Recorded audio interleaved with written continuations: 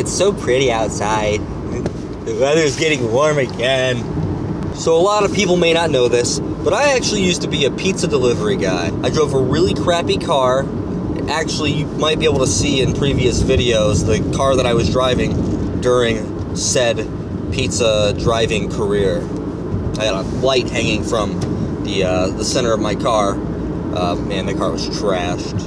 But what I wanted to talk about is why you should always tip your pizza driver. I know, it's kind of a crazy concept, tipping. So when we go out to restaurants and we eat dinner, we have a server. The server brings us our food. She gives us great service most of the time. And at the end of the night, assuming she did a great job, we give her a pretty good tip. The reason being is that those people make minimum wage, and the income that they make is based primarily off of the tips that they receive that night. When I was a delivery driver, I made $7.65 an hour. But that doesn't really tell the whole story. So every 2 weeks I get my payroll check. That check went straight to gas for my car. The only money that I really ever made was tips. And you might make the argument that, well, you know, Papa John's and Pizza Hut and Domino's and all those places that make me deliver, they charge me a $2 delivery fee. Doesn't the pizza driver get that?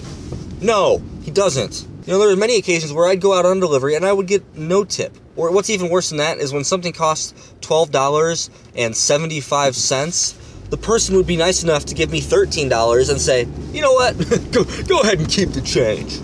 Yeah, I'm feeling real generous today. I'm gonna go ahead and let you keep the change, dude. It's like, dude, thank you for the quarter. This is gonna cover the trip right outside of the parking lot in gas. So I remember this one house that was in the furthest part of our delivery area, and we had a really large delivery area where I used to work. Everybody hated going down there. So there was this one family that ordered in, it had to be a couple times a month. The first time I went there, took the pizza, they, you know, just had regular amount of food, probably a large pizza and maybe like an appetizer. So I get there after taking 15 minutes to get to this location, and I hand them their pizza. And they hand me exact change. And I mean, I'm talking down to the penny. And I'm thinking, all right, maybe this is all you had tonight, you know? Maybe that's it. Maybe you just couldn't stretch $1 or $2 my way. But you know what? I'll let it slide. So I got back in my car and I traveled 15 minutes back to my store. Probably round trip, you know, 10, 15 miles, somewhere in that area. That's a half a gallon of gas. And gas ain't cheap. Gas prices are on the rise, dudes.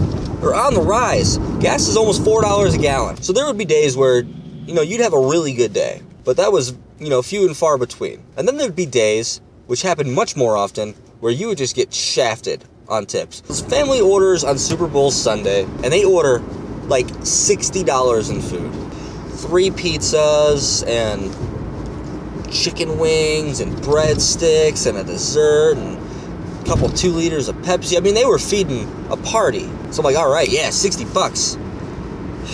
This family doesn't give me much reason to be hopeful, but it's Super Bowl Sunday. Maybe they're feeling a little generous today, and they have all this food.